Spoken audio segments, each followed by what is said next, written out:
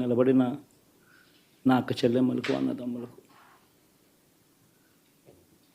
మీ అందరికీ మనస్ఫూర్తిగా మీ అందరికీ కూడా కృతజ్ఞతలు తెలియజేస్తా ఉన్నాను.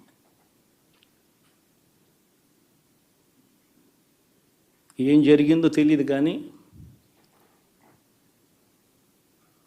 ఏమి చేసినా ఎంత చేసినా ఇంకా 40% ఓటు బ్యాంకు మాత్రం తగ్గించలేకపోయారు.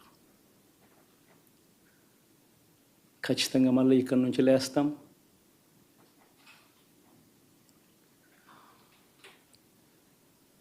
మళ్ళీ ఇక్కడి నుంచి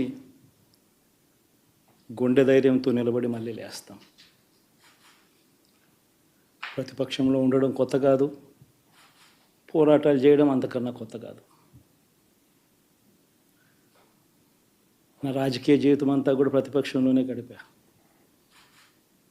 ఈ 5 సంవత్సరాలు తప్ప.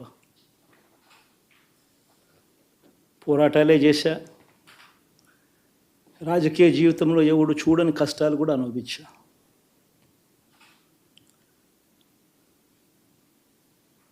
ఇప్పుడు అంతకన్నా కష్టాలు ఏదైనా పెట్టినా కూడా సిద్ధంగా ఉన్నాం, సిద్ధంగా ఎదుర్కొంటాం. ఆల్ ది వెరీ బెస్ట్ గవర్నమెంట్లోకి వచ్చిన వాళ్ళకు. Thank you.